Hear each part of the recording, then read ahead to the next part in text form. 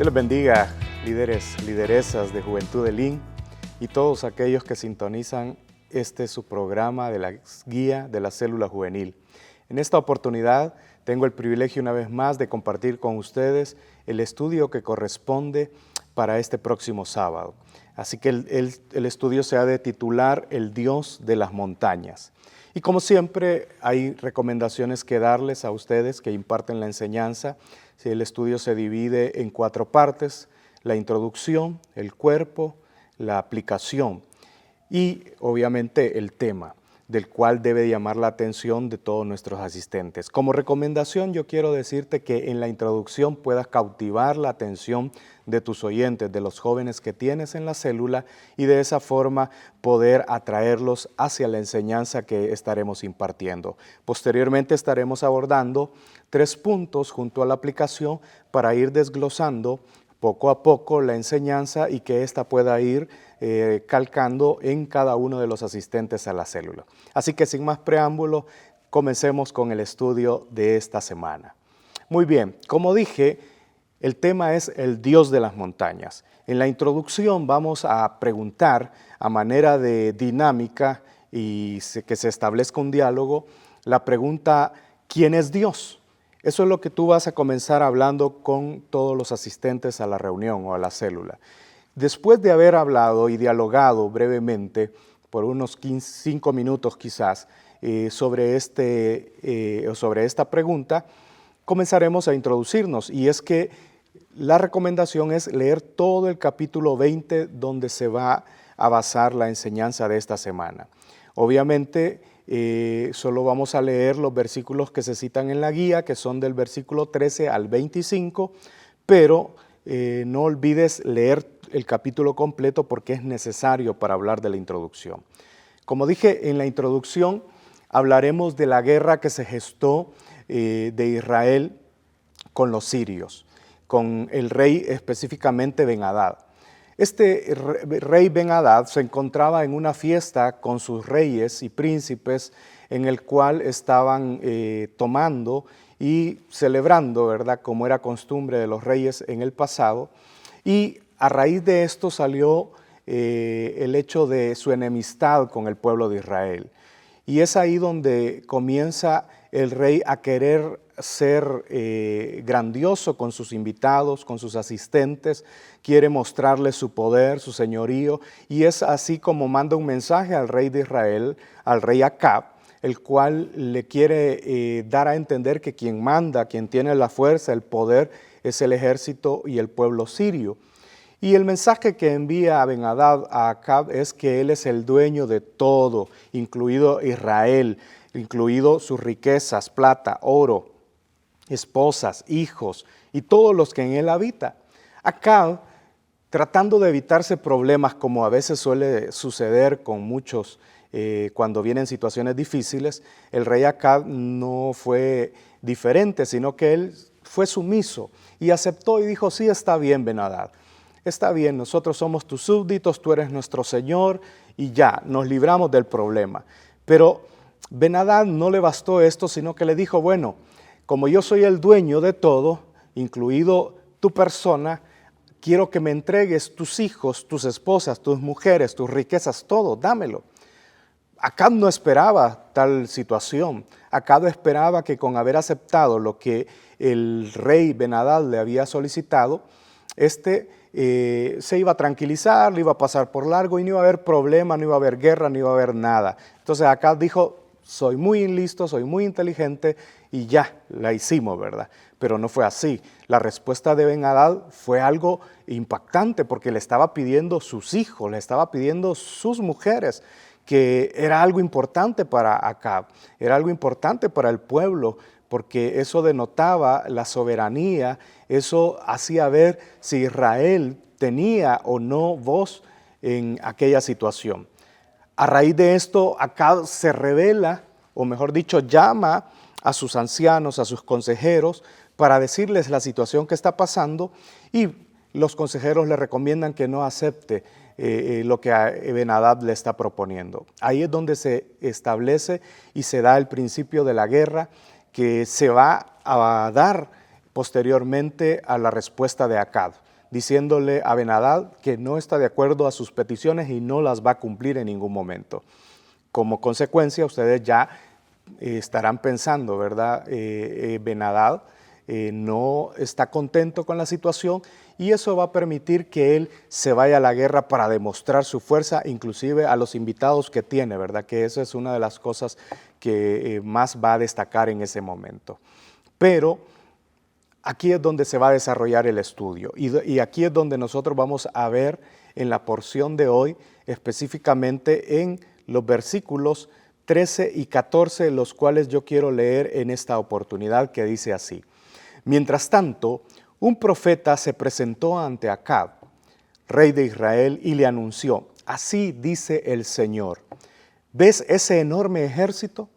Hoy lo entregaré en tus manos, y entonces sabrás que yo soy el Señor. ¿Por medio de quién lo harás?, preguntó Acab. Así dice el Señor, respondió el profeta, lo haré por medio de los cadetes. ¿Y quién iniciará el combate?, asistió Acab. Tú mismo, respondió el profeta. Esas fueron las palabras que Acab dio ante el profeta de Dios. Ahora, yo quiero destacar algo muy importante en este primer punto de la guía. Si bien es cierto, en la introducción hablamos del contexto de cómo se da la guerra entre Siria e Israel, también hay que mencionar quién era Acab. Y en este primer punto, recordemos que Acab, a lo largo de los estudios que hemos realizado en las semanas anteriores, hemos notado y hemos visto que Acab era un hombre que había desobedecido en todo a Dios. No tenía contento al Señor, no tenía ni la más mínima idea del agrado hacia Dios. Y la pregunta es, ¿cómo es que Dios está favoreciendo a Acab? De hecho, este punto se titula Dios habla a Acab. Y aquí es la sorpresa de todo, porque Dios está hablándole a un rey que no quiere nada con él, que lo ha desobedecido, que es idólatra, que ha ido siempre en contra de sus estatutos, de sus mandamientos y que ha hecho lo que desagrada a Dios. Y entonces lo más lógico sería pensar que Dios lo abandonara a su suerte, que Dios se deshiciera de Acab e inclusive de Israel, de su pueblo, porque Israel había hecho caso a todas las cosas que Acab hacía, adorar a otros dioses, como lo hemos visto anteriormente, que adoraban a Será, adoraban a Moloc, a otros dioses que no tenían nada que ver y que Dios mismo había establecido que no tenían que hacerse imágenes ni dioses ajenos delante de él. Pero como Acab era un hombre que no seguía las instrucciones de Dios, estaba confinado al fracaso, obviamente. Pero nosotros podemos ver en esta oportunidad el carácter de Dios. Es un carácter muy especial y es que Dios tiene un carácter de misericordia, de gran amor y bondad, porque a pesar de la desobediencia de Acab, a pesar de la rebeldía del pueblo de Israel, a pesar de todo lo malo que estos pudieron haber hecho, Dios no se olvida de sus hijos, Dios no se olvida de las personas, inclusive aunque éstas no le agraden, porque Dios está enviando un profeta a Israel, está enviando un profeta a Dios. ¿Pero para qué está enviando un profeta? Para hablarle al rey y decirle que va a entregar al rey sirio en sus manos. Y no solo eso, el pasaje que hemos leído nos habla que lo va a hacer con una mínima fuerza. El rey Ben-Hadad tenía un ejército enorme, muy poderoso, que comparado con el de Israel era muy insignificante. Apenas Israel tenía 7,000 soldados para ir a la batalla, cuando Ben-Hadad tenía miles, más de 100,000 soldados que iban a ir a la batalla. Entonces, ¿cómo iba a ser proporcional esa guerra? ¿Cómo iba a beneficiar a Israel? No había de ninguna forma. Pero Dios va y le dice, los voy a salvar, les voy a dar la victoria. Y eso es muy importante porque lo va a hacer y le dice con los cadetes, dice la versión NBI, que debe de entenderse como con los jóvenes de Israel. Estos jóvenes eran ayudantes de los gobernantes de Israel, de los príncipes y principales de Israel, es decir, gente que estaba ahí ayudando en la administración de los gobernadores de Israel. Es decir, que no tenían experiencia, no tenían entrenamiento militar. Sin embargo, Son ellos los que van a dar la victoria a Israel. Y es aquí donde nosotros debemos de aprovechar esta enseñanza para entender de que Dios habla y nos habla a tiempo y fuera de tiempo. Dios siempre está tratando de decirnos que Él está en el control de las cosas, que Él quiere hacer mejor de nuestra vida, que Él tiene propósitos contigo y que aunque tú estés pasando el peor momento de tu vida, la peor situación de tu vida, Él siempre va a estar ahí para ayudarte. Y nota algo importante, Acab era un rebelde total para con Dios, pero ahí está Dios salvando su vida porque a Dios le interesas tú como persona, le interesas tú como ser humano. Y Él no estará viendo cuán pecador eres, sino es todo lo contrario. Él va siempre a mandarte una palabra, Él siempre va a hablarte a través de su palabra para que tú te vuelvas a Él y entiendas que Él quiere tener un trato, una relación contigo. Así que en esta oportunidad yo te animo a que aproveches que Dios sigue hablando y que no nos hagamos de oídos sordos y atendamos siempre su voz. Muy bien. En el punto número 2 leemos el versículo número 21 que dice de la siguiente manera: el rey de Israel avanzó y abatió a la caballería, de modo que los sirios sufrieron una gran derrota. Eso es lo que nos está hablando en esta oportunidad del versículo con respecto al punto número 2. Y es que Dios le da la victoria a Acab. Dios da la victoria. Dios ya le había hablado. Ahora nosotros vemos en el contexto del estudio de esta semana que Dios le va a dar la victoria a Acab. Pero que la batalla que enfrentaría Acab no sería nada fácil, como ya mencionamos, y es por la proporción de cada ejército. Israel era un ejército muy pequeño en comparado al sirio. Los sirios tenían una gran experiencia e Israel lo tenía, pero no estaba preparado para enfrentarlos. Y es aquí donde Dios toma a los jóvenes, que ya mencioné, y los lleva a la vanguardia.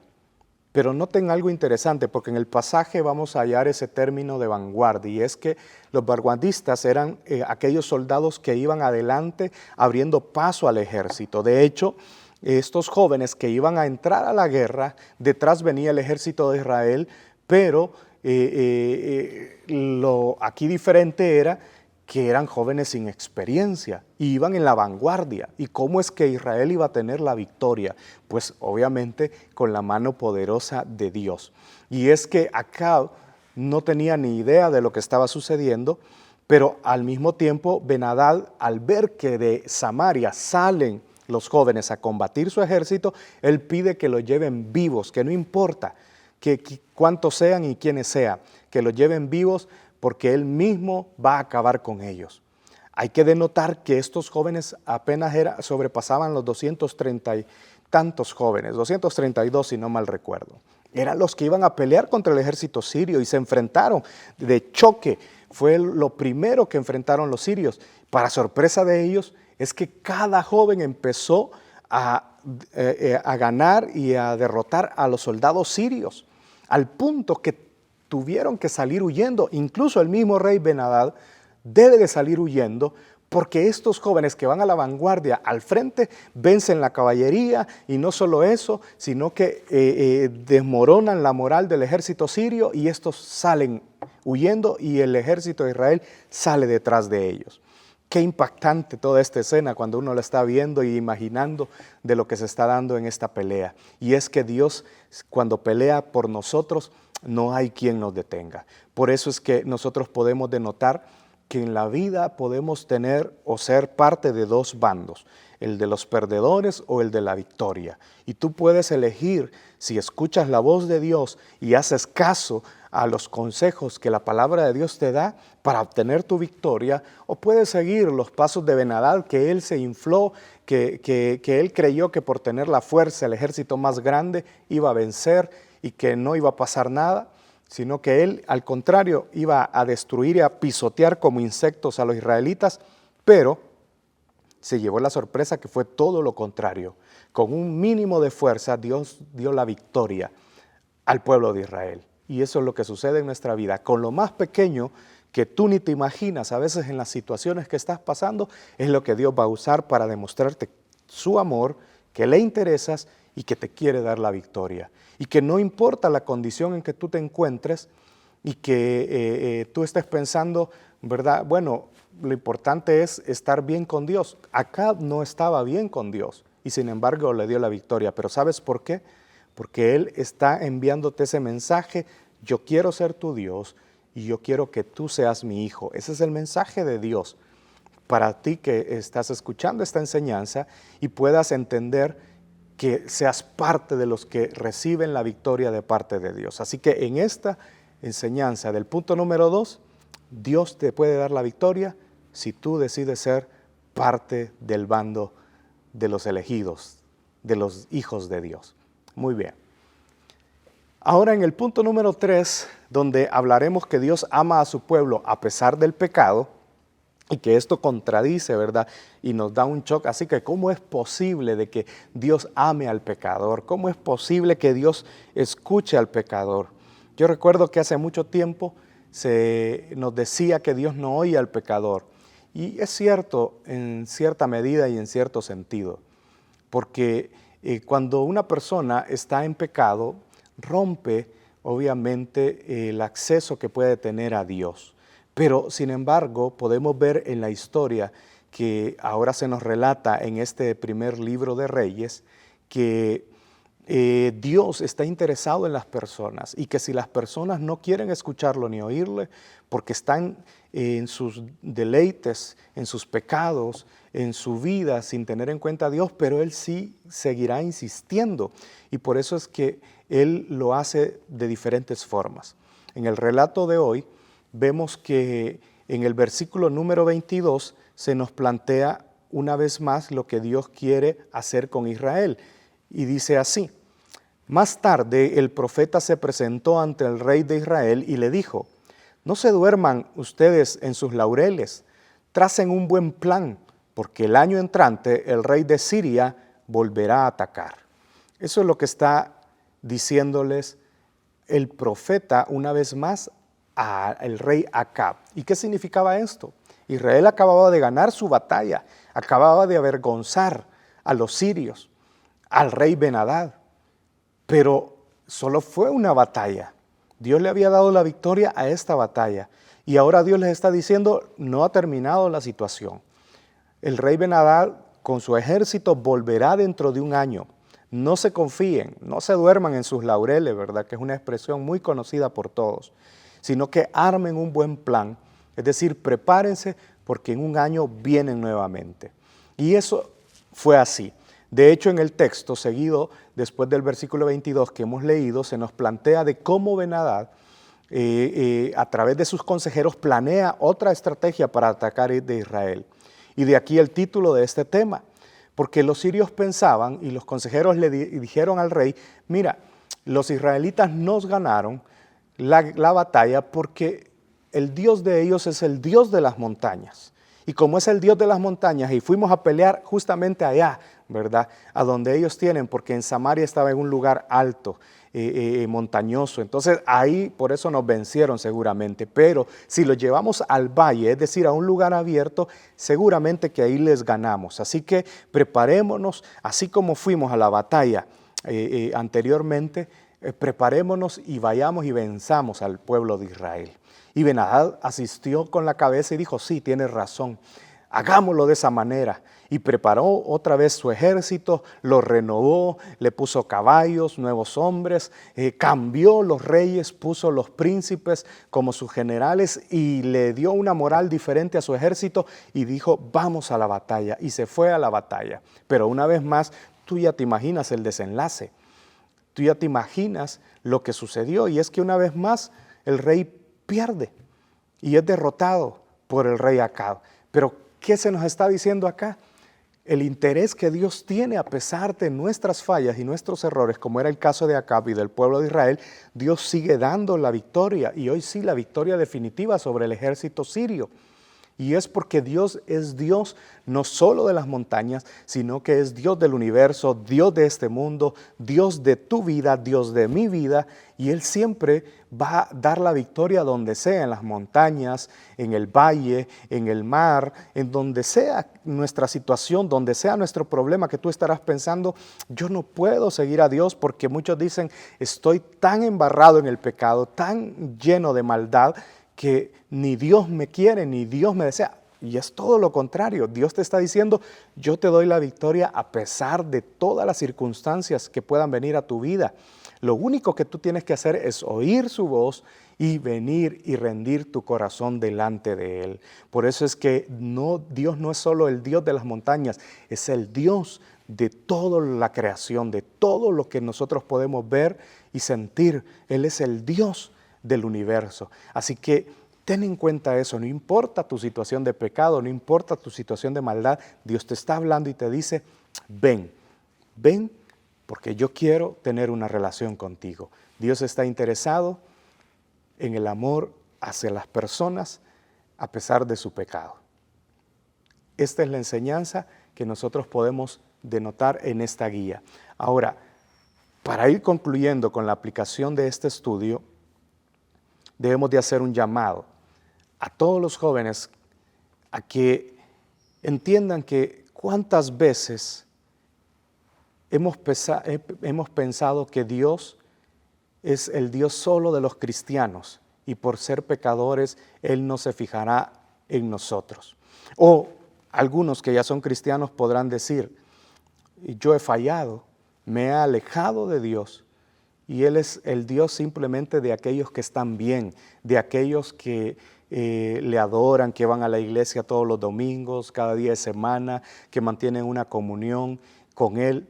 En efecto, Dios es Dios de ese tipo de cristiano, de esos jóvenes, pero también es Dios de todo el ser humano, de todos los que hemos existido en esta tierra, de todo lo que hay en el universo, de todo. Él es Dios y por eso no debemos de aprovechar este momento, que aunque nosotros pensemos que Él no se va a fijar en nosotros, Él nos está hablando de día y de noche. Él te está diciendo cada instante de tu vida, yo te quiero, yo te amo, estoy interesado en ti. A veces vas en la unidad de transporte público y precisamente hay quizás una alabanza que casualmente el conductor o el chofer del autobús o del microbús la puso y ahí en el mensaje de esa alabanza tú entendiste que Dios te decía, te amo, ven a mí.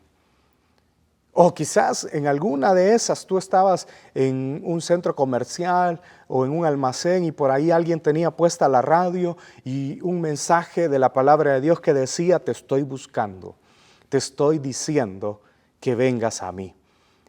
O cualquier situación de la vida, a veces la misma naturaleza, dice la Escritura, cuentan y nos hablan de la gloria de Dios.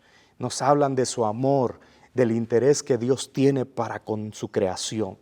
Aprovecha la oportunidad que Dios te da, la vida que tú tienes. Hoy es el momento, la oportunidad que tú tienes para recibir a Cristo Jesús en tu corazón. No la desaproveches, recíbela, abre tu corazón a Jesús y Él cambiará tu vida y no le importará si tú has estado en pecado, Él te hablará, te dará la victoria y te sacará adelante porque serás su hijo. Así que, jóvenes, recibe a Dios en tu corazón y Él cambiará tu vida. Dios te bendiga.